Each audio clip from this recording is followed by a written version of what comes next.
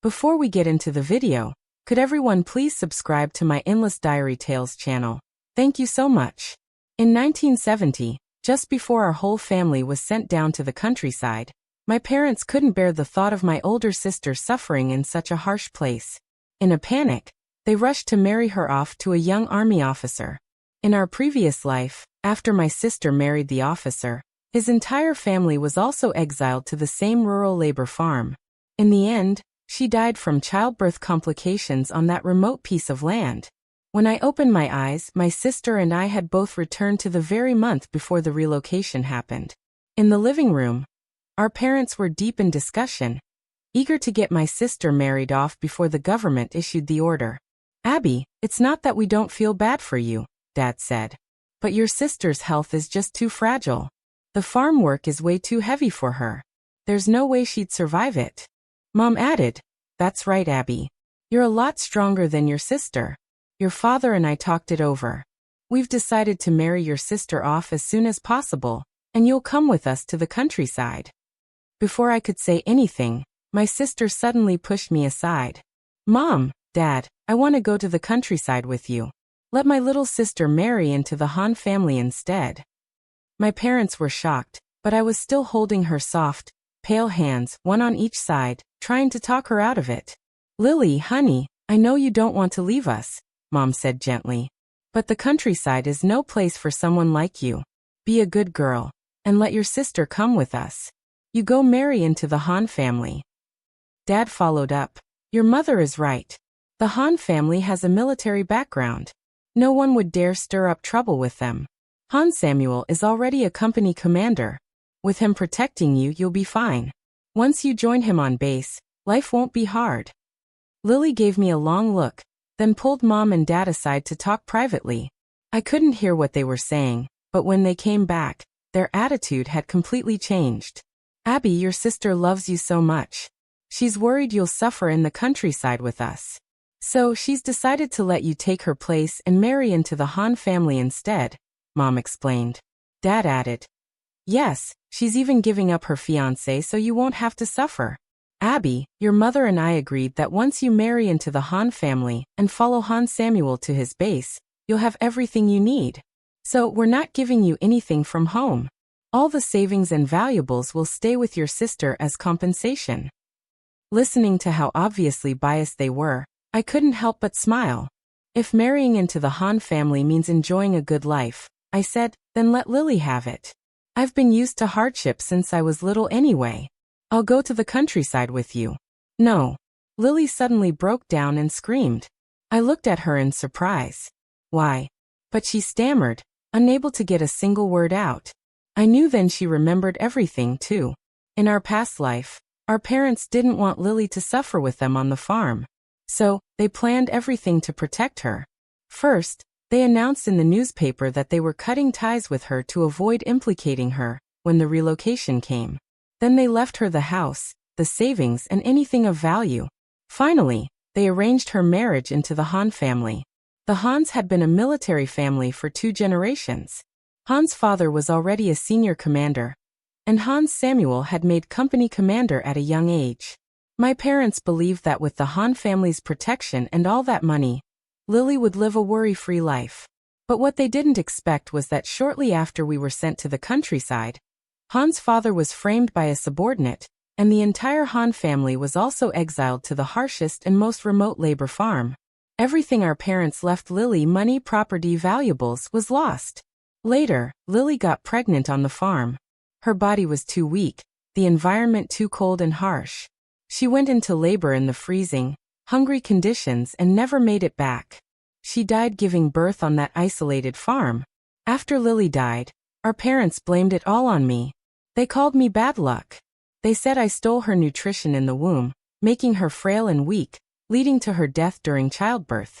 They said I was selfish, that I went with them to the countryside to enjoy life, while my sister was sent to the worst, most unforgiving place.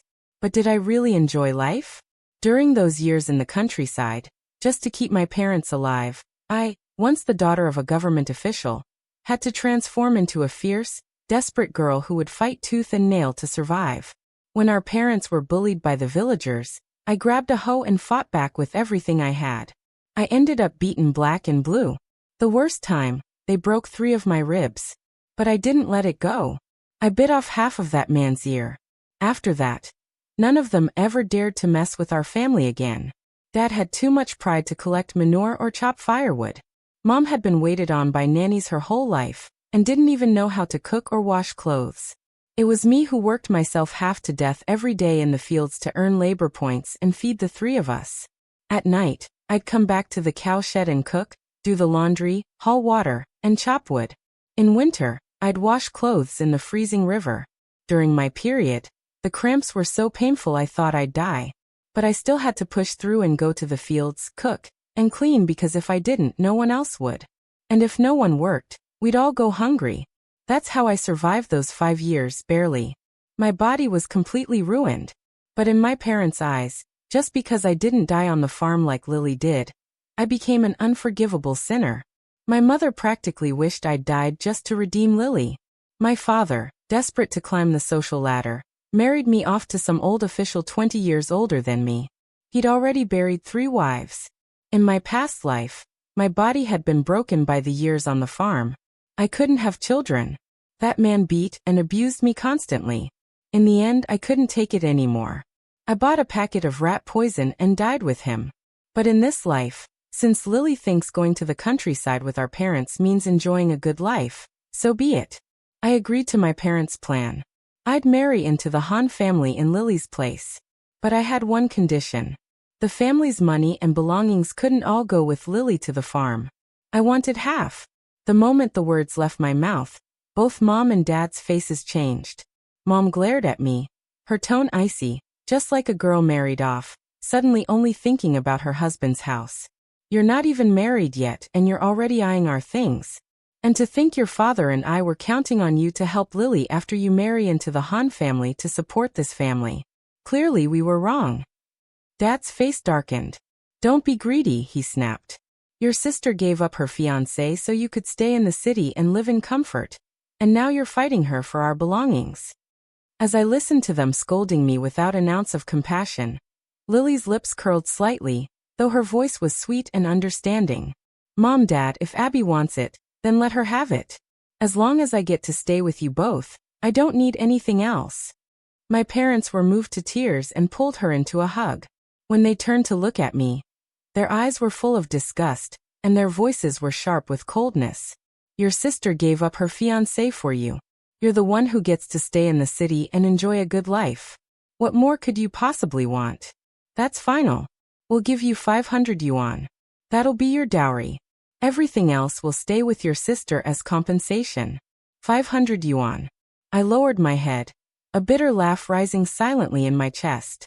Dad had been a high-ranking official for years. Mom was the daughter of a wealthy capitalist. When she married Dad, it was said her dowry alone included hundreds of thousands worth of jewelry, antiques, calligraphy, and paintings. Now they were leaving everything to Lily, and all I was worth to them was a measly 500 yuan. I'd always known my parents favored Lily, but hearing it spoken out loud so blatantly, their bias and disdain naked and unapologetic, still felt like a hand tearing my heart in half. The pain was suffocating. Tears spilled down my cheeks without permission. But I told myself, Mom, Dad, these will be the last tears I ever shed for you in this lifetime. I didn't argue. I knew it would be pointless. No matter what I said, I could never compete with the favoritism they had for Lily. And honestly, I was curious. How exactly was Lily planning to protect all those valuables from the same people who had ruined us before? Maybe it was because I was too obedient. Not fighting back, not arguing. Maybe that made my mom feel a trace of guilt toward me. The next day after Dad left, Mom called me into her room. She secretly handed me 2 thick envelopes. Abby, there's 2,000 yuan in here along with some ration coupons for grain, cloth, and sugar. Don't blame your dad and me. You're lucky to stay in the city and live a good life. That's all thanks to your sister sacrificing herself for you. We left all the valuables in the house to your sister as a way to help you atone. Atonement? Lily was malnourished in the womb. Wasn't that because you, Mom, were too afraid of gaining weight and deliberately starved yourself during pregnancy? Lily voluntarily gave up her engagement to Han Samuel. Wasn't it because in our last life, the Han family was about to be sent down to an even harsher remote border farm? She wanted me to marry into that family in her place so she could avoid it. She wasn't making a sacrifice. She was pushing me into a pit of fire. So, who was the one who really needed to atone? But I still didn't say a word. I just obediently took the 2 envelopes from Mom's hand. Who says there's no way to survive in the most remote corners of the country? In this life, I'm living for myself. I won't carry anyone else's fate. I won't sacrifice myself just to protect Dad and Mom. This time, I'll carve out my own path. Mom, Dad, and Lily were all busy now. I knew Lily must have told them everything from our past life. Dad was pulling every string he could to avoid being sent down again. Mom and Lily were scrambling to hide things around the house. Meanwhile, I took the introduction letter and went alone to the Han family. Today was the day our 2 families had agreed to register the marriage. It was almost laughable. My parents were out there doing everything in their power to rewrite Lily's fate, while I, the one about to get married, was left all alone, carrying a shabby little bundle as I walked to the Han home. When I showed up at the military compound looking like that, without even a decent outfit for the wedding, Mrs. Han stared at me for a moment in surprise. Then a flicker of tenderness crossed her face. She quickly stood up and warmly took my hand. "You must be Abby. We've heard all about you from your parents. They said you've been independent, strong, and sensible since you were little. I just didn't expect your mom and dad to be so bold, letting you come alone to something as important as registering a marriage." I didn't know what Lily had told the Han family in the past life, but in this life, I had no intention of hiding the truth from my parents. I sat down, took a sip of water, and calmly laid out everything to the Hans. My dad's afraid he won't be able to avoid being sent down this time. So, he wanted me to marry in immediately as a kind of insurance policy in case he needs a way to come back from all this. It was supposed to be Lily who married into your family, but once my dad realized Mr. Han might be sent down too, he panicked. With his high rank, if he's relocated, it'll be to the worst farm. My parents couldn't bear the thought of Lily going with you and suffering, so they decided to have me take her place and marry Samuel instead. Mrs. Han, that's the situation. If Samuel doesn't want to marry me, we can cancel the engagement right now. Mrs. Han looked utterly shocked. Cancel? Then what would happen to you? I gave a small smile. I've already cut ties with my family. I can register to be sent down as a volunteer. I'll be fine. You don't need to marry me, Hans Samuel said suddenly. I looked up in surprise and met his eyes, those warm, steady eyes filled with compassion and tenderness. Not a trace of the scorn or disgust I had known so well in my past life. My nose stung, and the tears came before I could stop them. Even a man I just met for the first time could feel sorry for me. But my own parents treated me like disposable garbage, eager to dump me on a stranger and wash their hands of me.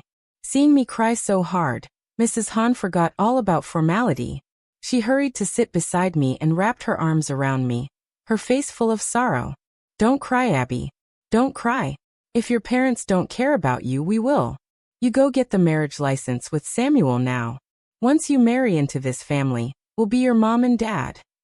As she spoke, she gave Hans Samuel a light slap. What are you still sitting there for?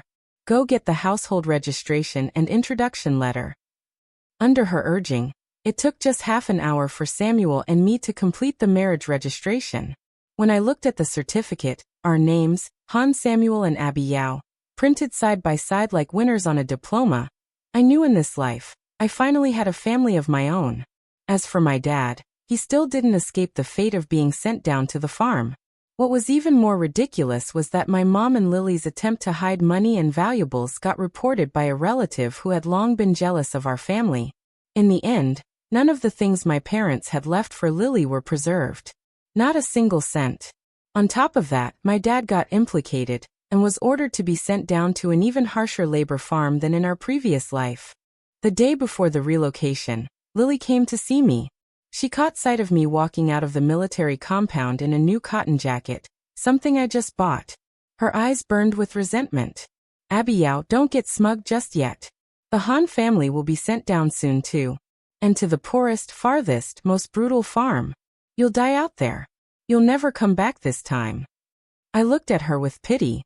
I couldn't say for sure whether I would come back alive.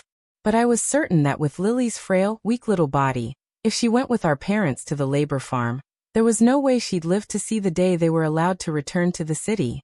But why should I warn her? After all, my own sister had never planned to let me survive in the first place. Lily, in the end, between you and me, let's see who gets the last laugh. After my parents and Lily left, the Hahn family and I shut the doors and talked all night. The next morning, father-in-law and Samuel immediately returned to the unit to take care of the necessary formalities. I asked mother-in-law to help gather all the old clothes in the house. Then we separated the money, ration coupons, and other items like gift vouchers, wrapped them carefully in oiled paper, and sewed them into the linings of the old clothes. As for the jewelry and precious metals, we had them melted down and reshaped into small gold and silver leaves. Mother-in-law and I took everyone's old shoes, carefully opened the soles, sewed the metal leaves inside, and added a thick insole over them. From the outside, it was impossible to tell. Half a month later, the exact time the Hahn family had been sent down in our past life came around. But this time, thanks to my warnings, father-in-law and Samuel had already prepared. Though we still couldn't escape the tide of the era, the entire family had to be relocated. Father-in-law managed to have our destination changed from that desolate remote logging camp to a small fishing village, just over 100 miles from the provincial capital. Only then did I learn that both of my in-laws were originally from the coast. Their families had been fishermen for generations. After we arrived at the fishing village, father-in-law and Samuel joined the villagers on the boats to fish. Mother-in-law and I went out to the shore with the village women to dig for clams and crabs. In this life, I didn't have to suffer the way I did before, drained pale by leech-like family members, forced to plant rice seedlings in the field by day, then come home to cook, clean, haul water, and chop firewood for my parents at night. Father-in-law wasn't like my dad, who held on to his pompous leadership image even after being sent down. He blended in quickly with the village committee, and even taught the kids military martial arts. Thanks to his good nature and efforts, we soon moved out of the stinky cow shed. Mother-in-law spent 50 yuan to buy 2 vacant houses in the village, one for the in-laws and one for Samuel and me. It was only after living with Samuel that I realized how much Lily had taken her blessings for granted in our past life. Samuel may not talk much, but there's not a single flaw in him. He's considerate, always rushing to help with chores. He never lets me lift a finger for heavy work like hauling water or chopping wood. Quiet as he seems, he's extremely attentive. When he noticed the cracks on my hands from being in the seawater, he ran to the commune the very next day and bought snow cream and protective oil for both mother-in-law and me. 3 months after being relocated, I found out I was pregnant with Samuel's child. When mother-in-law asked if I wanted to write home to share the good news, I shook my head. What I didn't expect was that even without writing to them, I still received a letter from my parents a few days later. In my past life, right up until the day I died, my parents never stopped praising Lily. But in this life, even though Lily was right there with them, the letter they sent me was filled with complaints about her. Turns out, without a daughter like me, one who worked tirelessly without complaint, life at the labor farm had been absolute misery for them. Just like before, Dad still refused to lower himself to shovel manure or clean the pig bin. He expected Lily to be like me and handle it for him. But Lily couldn't even get near the pig bin without vomiting and bursting into tears. She fainted on the spot. My mom, who had never even held a spatula in her life, couldn't possibly lift a shovel full of pig manure. The result? None of the 3 of them were willing to submit to the farm's labor requirements, and they went 3 whole days without food. The first 3 days weren't so bad. Before leaving, Mom had brought along some biscuits and peach crisps. The 3 of them managed to share those and barely filled their stomachs, but it didn't take long for the snacks to run out. The farm had made it very clear. No work, no food. After 3 days of hunger, my parents and Lily were forced to go out into the fields and work. But Mom had never planted anything in her life. She couldn't even tell rice seedlings from weeds. After a full day of work, she ended up pulling out a whole section of rice shoots, thinking they were weeds. Not only did she fail to earn any labor points, but the farm actually deducted 100 points from their total. Lily, whose health had never been good, only managed to work on a hillside pulling weeds for half a day before collapsing from exhaustion and falling ill. She then had to be waited on hand and foot by Mom. Dad had no choice but to swallow his pride. He went out into the fields during the day to earn labor points, and at night he came back to haul water, chop wood, cook and do laundry. This kind of life, I endured it for 5 whole years in my past life. But in this one, my parents didn't even last 5 months before they were crying in their hearts, full of regret. Dad said Lily was just dead weight. He had hoped bringing her to the farm meant she would care for them, cook, wash clothes and fetch water. But Lily had been sickly the whole way there, and once they arrived, she immediately fell seriously ill. Not only was she unable to help, she now had to be pampered and looked after. In his letter, Dad wrote that he and Mom were getting too old and couldn't take care of Lily anymore. They decided to get a doctor's note and send her back to the city for treatment. But the house we used to live in had already been reclaimed by his old work unit, so Lily would have to stay in my home. Mom also wrote that the marriage with the Hahn family was originally Lily's to begin with. Now that she was practically dying on the farm because she had suffered on my behalf, if I had even a shred of conscience, I should immediately bring her back and let her recover in comfort at the Hahn family home. Good food, clean bed, full rest. In the letter, she also subtly asked whether Samuel and I had consummated our marriage. If we hadn't, she hoped I'd return the marriage to Lily. That way, Lily could stay in the city, live in the military compound, and get proper care. As for me, it would be best if I divorced Samuel and went to the farm to reunite with them. That way, I could also take care of them in the future. I laughed out loud after reading that. Without a second thought, I tossed the letter along with the envelope that had the return address straight into the stove. The roaring flames quickly turned those thin sheets of paper into ash. Samuel looked at me with concern, asking gently, "Are you sure you don't want to write back to your parents?" I shook my head. They already publicly severed ties with me in the newspaper. Besides, we've been relocated too. If the authorities discover that our families are still communicating, it could bring trouble, not just for them, but also for your parents. Hearing that, even my in-laws, who had originally disapproved of me burning the letter, nodded in agreement. Afraid I'd be upset, Samuel took the afternoon off and went to the shore, digging up a big tub of oysters and gathering a whole basket of seaweed. Mother-in-law brought out a sugar coupon and exchanged it at the production team leader's house for 3 pounds of mixed grain flour. That evening, my in-laws cooked with their own hands. Samuel helped, and I was in charge of keeping the fire going. As a family, we worked together to make a big batch of dumplings stuffed with oysters and seaweed. As I sat there eating the steaming hot dumplings, the warmth and scent filled the air and stung my eyes. They were so good, so delicious. And then it hit me. Today was my father's birthday. In my past life, it had been this exact day. I'd secretly saved money for a whole month to celebrate his birthday. After finishing work each day, when everyone else went home to rest, I climbed the mountain to collect withered summer herbs. I was covered in mosquito bites. Not a single patch of unbroken skin was left. I dried the herbs and sold them at the supply co-op. 1 pound earned 2 cents.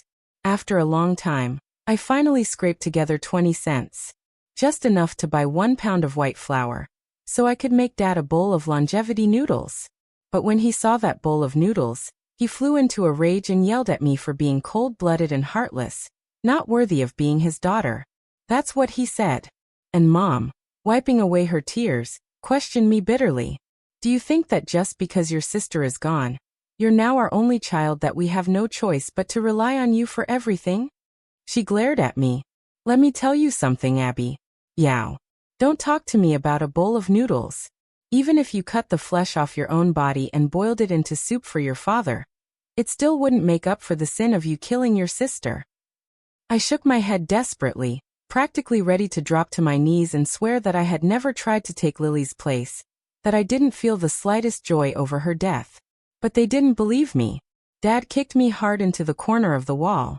The pain was sharp and overwhelming, curling my whole body into itself. Mom rushed over and grabbed my hair, using all her strength to slap me across the face again and again.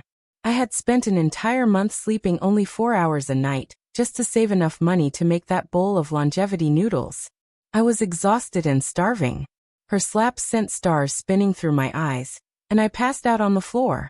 When I came to in the middle of the night and crawled up from the ground, the bowl of noodles was already gone. Mom and Dad had eaten every last bite, not even leaving me a drop of broth. All that was left for me was a table full of dirty dishes to clean. This time around, they had their beloved eldest daughter by their side. I figured Dad's birthday this year must have been a happy one. Time passed in a blur, and in the blink of an eye, more than half a year had gone by. Maybe it was because I never wrote back, but I didn't receive another letter from Mom, Dad, or Lily. And honestly, that was just as well. After all, in my past life, they regretted to their dying breath not keeping Lily with them and taking her down to the countryside. This time, I gave them exactly what they wanted. Lily went with them. And I, the daughter they never really loved, was finally out of their lives. My belly was growing larger by the day, and the due date was getting close. Mother-in-law took apart an old padded jacket and pulled out 50 yuan from inside. She gave 20 yuan to Samuel so he could go to the commune to buy 10 pounds of flour, 10 pounds of noodles, and several pounds of brown sugar, which I'd need for postpartum recovery.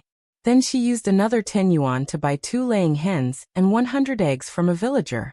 Again, all for my recovery. Finally, she handed 5 yuan to father-in-law so he could treat the village officials to a meal at the state-run restaurant. The village chief promised that when the baby came, we could borrow the village tractor to take me to the hospital. What I didn't expect was that my in-laws had decided to spend money to send me to the county hospital to give birth. A few days later, I delivered a healthy pair of twins, a boy and a girl. My in-laws were overjoyed, each of them cradling a baby and refusing to let go. Samuel was grinning like a fool. When he saw how pale I looked, he immediately made a huge bowl of hot, sweet brown sugar water and spoon-fed it to me bit by bit. Maybe it was true that these children were little lucky stars for the Han family. Or maybe my rebirth really had changed the fate of us all. Right after the twins turned 1, the results of the investigation into father-in-law and Samuel came out. Our family was finally allowed to return to the city. Both father-in-law and Samuel were reinstated to their original positions. Even the apartment in the family housing complex that had been reclaimed by the unit was returned to us. While mother-in-law and I were busy cleaning and settling back in, someone unexpected appeared at our doorstep. The guard stationed at the gate looked troubled as he approached me. "Sister-in-law, there's a woman at the gate who insists she's your mother, but she doesn't have any introduction papers. And honestly, she looks half crazy. Should I call the police?" I followed him out to the gate and saw someone I could barely recognize. My mother. The same woman who had once been elegant, well-dressed, dignified. Now she was disheveled, her hair a mess, her skin sallow and dirty. She looked like a beggar. As soon as she saw me, she rushed forward, hysterical. Abby, thank God I finally found you. Please come with me. We have to save your sister." I stared at her in disbelief. What happened to Lily? Didn't she go down with you and Dad? In her rambling and broken explanation, I pieced together what had happened. After her rebirth, Lily thought her golden finger, her future knowledge, could help our parents avoid being sent down again, and she could remain the pampered daughter of a high-ranking official. But she didn't count on the fact that Dad was so used to sitting in a position of power that he refused to lower himself to beg for help or pull strings. This time, the labor farm they were assigned to was even harsher than the one in our previous life. Lily was lazy and soft, afraid of hardship. She started faking illness before they even arrived. Once at the farm, she never got out of bed. She just lay there day after day, waiting for Mom and Dad to serve her like before. At first, they doted on her, even begged around to find her some better food. But everything changed the day Dad slipped and fell hard while shoveling manure in the pigsty. He was carried back to the house just in time to see Lily, who was supposed to be bedridden and sick, actually sitting at the doorway cracking sunflower seeds and leisurely watching the commotion unfold. The nonstop physical labor and mental torment had already driven my father to the edge of a breakdown. Lily's deception became the final straw. That night, everything exploded. Dad and Lily completely tore each other apart. He grabbed her by the hair and slapped her hard over a dozen times. Lily struggled wildly, cursing at him without a filter. She called him useless, said that even with the advantage of being reborn, he still ended up being sent down to the farm just like in the last life. She screamed that he had dragged her down too, made her suffer, and if she had known he was this worthless, she would have married into the Han family instead of going down with him. That cut deep. It hit every nerve my dad had. After that day he was like a different person. He started yelling at Lily constantly, beating her whenever she refused to work. He forced her into the fields, made her shovel pig manure, and Lily began to look at him with pure resentment. Then Dad's birthday came around. Coincidentally, it was the same day I had secretly saved for an entire month in our past life just to make him a bowl of longevity noodles complete with 2 poached eggs. But in this life, since he chose to bring Lily with him, he didn't get anything like that. Lily had no money on her, and even if she did, she would have spent it all on herself. So on Dad's birthday, all he got was a cloudy bowl of sweet water boiled from wild grass roots. Mom would later realize that Lily chose that specific route because it was free and also because the water it produced was cloudy, making it easier to hide poison. Dad died on his 50th birthday, poisoned by rat poison put there by his own daughter. Back at the housing complex gate, my mom was still going on and on trying to defend Lily. "This wasn't all your father's fault either," she muttered. "He kept beating her, yelling at her." Lily was desperate. She wasn't thinking clearly when she put that poison in. "Now your father's already gone. We can't let anything happen to your sister, too. Abby, please. I'm begging you. I heard the Han family has been cleared. Your father-in-law is in a powerful position now. If he just makes a phone call and says it was accidental, the authorities won't investigate. And if our family doesn't press charges either, Lily can come home." I looked at her, my voice calm and steady. "And then what? After she comes home? Are you going to say again that this marriage with the Han family was always meant for her? That now she's back, I should give it up?" For a brief second, I saw guilt flash across her face. She quickly tried to explain. No, that was all nonsense I said before. I heard you gave birth to twins for Samuel, and you two are clearly very close. I would never try to split you up now." Then she hesitated before adding, "But Abby, you yourself said this engagement was originally your sister's. If she hadn't given Samuel up to you, you'd still be suffering with us at the farm. You wouldn't have this good life. You owe her. You really should beg Samuel and your father-in-law to help bring her back. It's the least you can do." Just then, Samuel could no longer hold back. He stepped forward, took my hand in his, and stared seriously at my mother. "Mother-in-law, what do you mean? This marriage was always supposed to be with Lily. Back then, when I asked my parents to send someone to your home to propose, it was for Abby." "What?" I looked up at him, stunned, my mind blank as his words sank in. I saw a flicker of panic across Mom's face. "What are you talking about?" I asked. "My parents told me when your family came with the proposal, they said they didn't care which daughter it was as long as it was a Yao girl. They believed in doing things by age, so they gave Lily the marriage first." I said it right out loud. The truth behind how our two families had been engaged. Mom instantly looked flustered, fumbling to find an explanation. But before she could speak, Samuel said firmly, "That's impossible. Abby, do you remember 5 years ago? Your school visited the army base for a hardship experience. No one in your class could eat the food there. It was you who came up with the idea to pick reed leaves, wrap the rough rice inside, and steam them like zongzi dumplings. Everyone was fighting over the food that day. And that was the moment I noticed you. I thought, what a hard-working, clever girl. If only she could be my wife. But when I asked someone to go to your house and propose, they came back and said your parents had already arranged your marriage. They said your older sister hadn't been promised to anyone yet, and asked if we could switch." Boom. It was like a thunderclap exploded in my head. So that's what happened. No wonder in my past life, after Lily married Han Samuel, the two of them were never truly happy. No wonder that right after Lily married into the Han family, my parents rushed to send me off to the countryside. They were afraid that if I ever saw Samuel, their lives would come crumbling down. Seeing that all of their schemes had been exposed, My mom had nothing more to say. She didn't even try to plead with me again, just slunk away in shame. A few days later, Lily's sentencing came through. As expected, she was found guilty of poisoning and murder, the death penalty. Before her execution, she asked the prison guards to call our residential compound. She wanted to see me one last time. I agreed, curious what she could possibly have left to say. As soon as she saw me, her eyes turned bloodshot with rage, glaring at me with deep hatred. Abigail, how did it come to this? In our last life, didn't you and our parents go to the farm and enjoy life? Why is it that now, after I went with them, everything changed? And what about the Han family? Weren't they supposed to be sent down to the most remote, bitterly cold borderland farm? Why did they get to stay in some fishing village? Was this all you're doing? I looked at her with pity.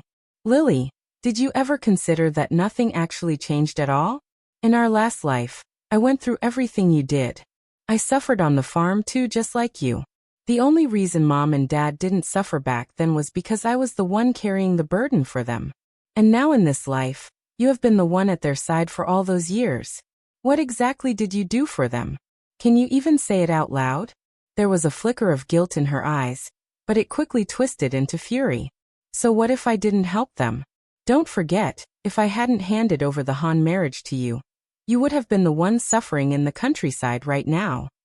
I let out a cold laugh. You've told that lie so many times, you've actually started to believe it. Well, then let me tell you the truth. Samuel is the one who brought me here today. He's outside right now. Do you dare say to his face that this marriage was yours to give away?